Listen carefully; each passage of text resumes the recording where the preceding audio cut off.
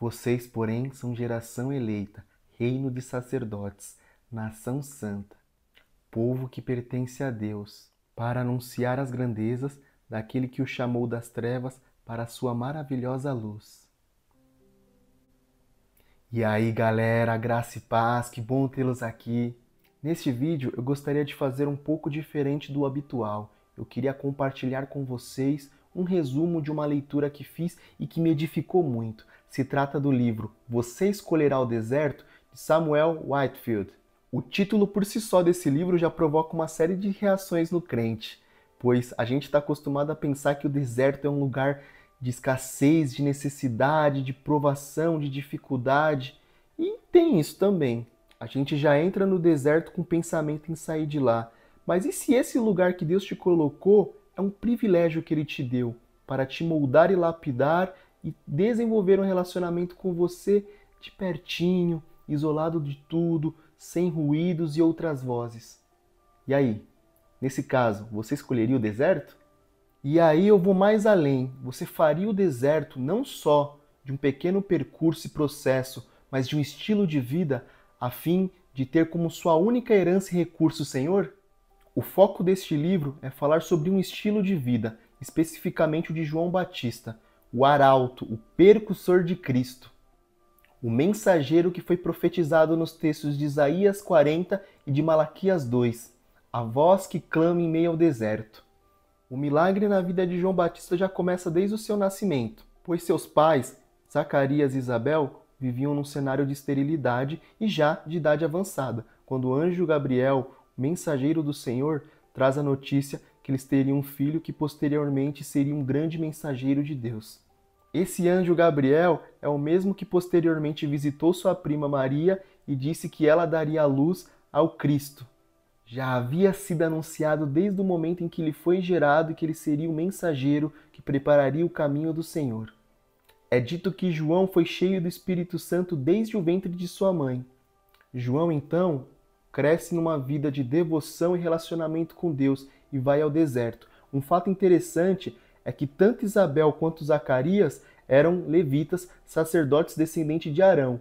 Então era possível que, à medida que João fosse se desenvolvendo, tivesse acesso aos estudos e materiais, ele pudesse se tornar um sacerdote de alguma sinagoga.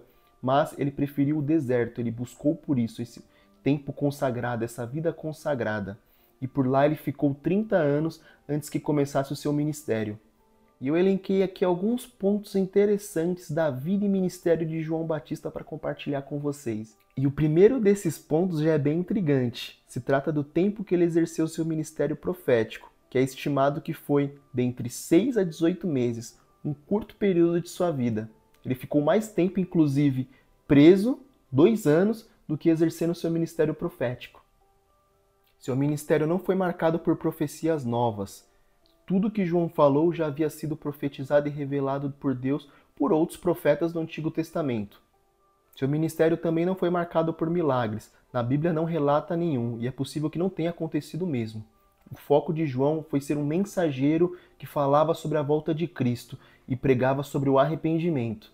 Além de ter sido João Batista que batizou Jesus Cristo, ele também foi o primeiro a ter tido a revelação da parte de Deus de quem era o Cristo.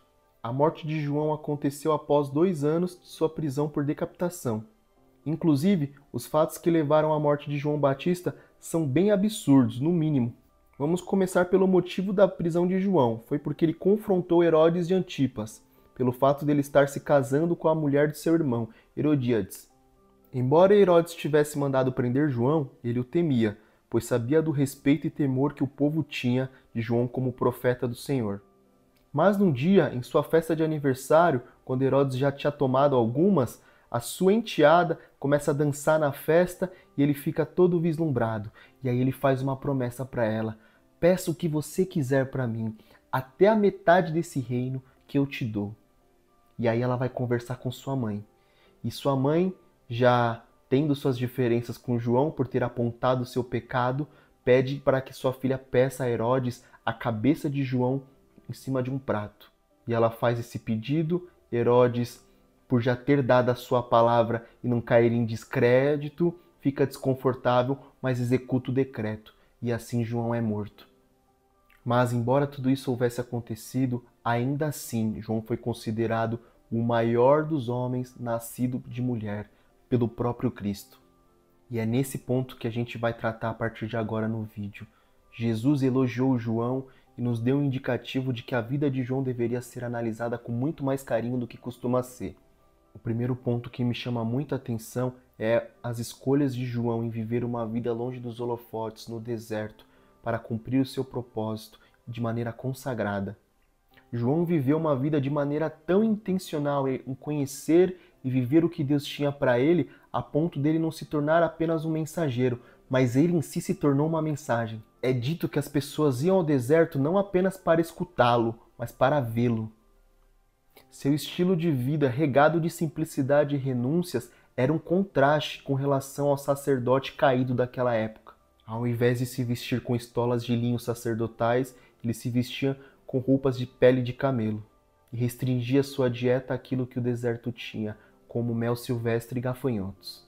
Quando a gente analisa a vida de João Batista, nós não vamos achar feitos grandiosos como os de Elias, de orar e parar de chover, ou orar e o fogo cair do céu. Mas João foi grandioso sim, e o mais importante de tudo, perante ao Senhor. O auge de seu ministério perdurou até o momento em que ele batiza Cristo e Cristo começa o dele. Então Cristo começa a crescer em relevância, enquanto João começa a perder a sua. Seus discípulos o questionam a respeito disso, mas João se mostra satisfeito com o crescimento do ministério de Cristo, ainda que o dele diminua. João foi a pessoa que havia entendido tudo. Ele sabia quem ele era e quem Cristo era e o que ele foi designado a fazer, que era justamente preparar o caminho para Cristo. João é o típico amigo do noivo que se emociona e fica feliz pela realização de seu amigo.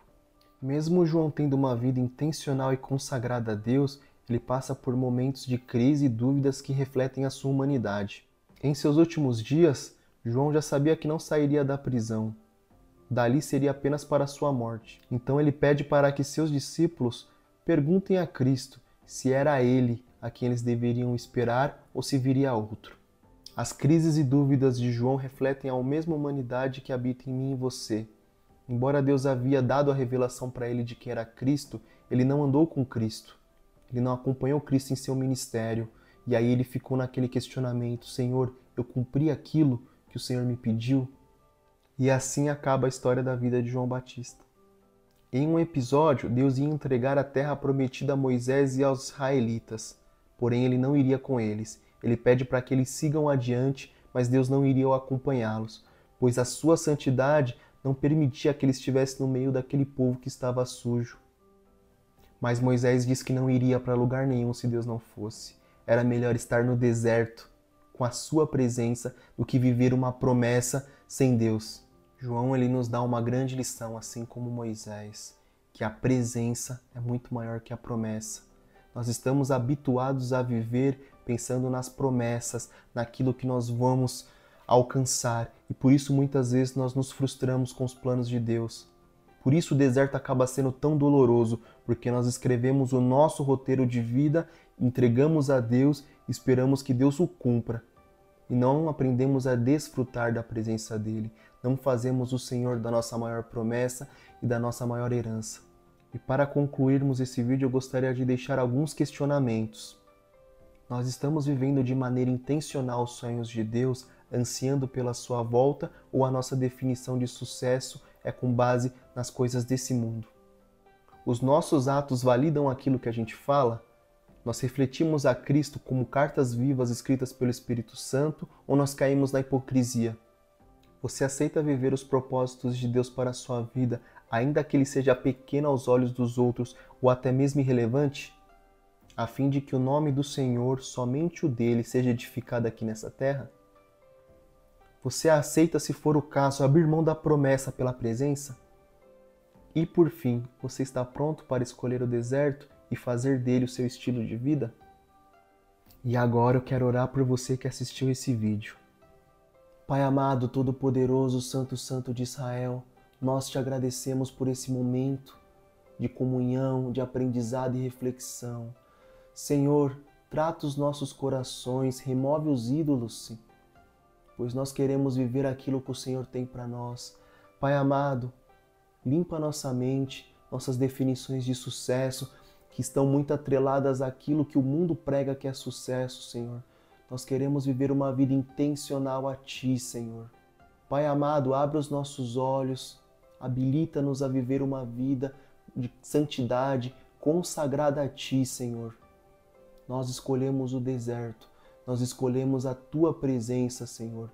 Pai amado, ultimamente tem sido difícil viver uma vida intencional e o mundo tem feito muitas vezes que nós vejamos como sacrifício a Tua presença, sacrifício a edificação do Teu reino. Mas dê um coração para nós que anela por Ti, Senhor, que o nosso maior prazer seja estar em Tua presença, sem distrações, sem ruído, Senhor. Molda-nos como sacerdotes, como mensageiros, como mensagens vivas, Pai amado, do Teu reino. Esse é o nosso pedido neste momento. Amém. E para você que assistiu esse vídeo, eu desejo que a paz e o amor de Deus inundem o seu coração. Amém.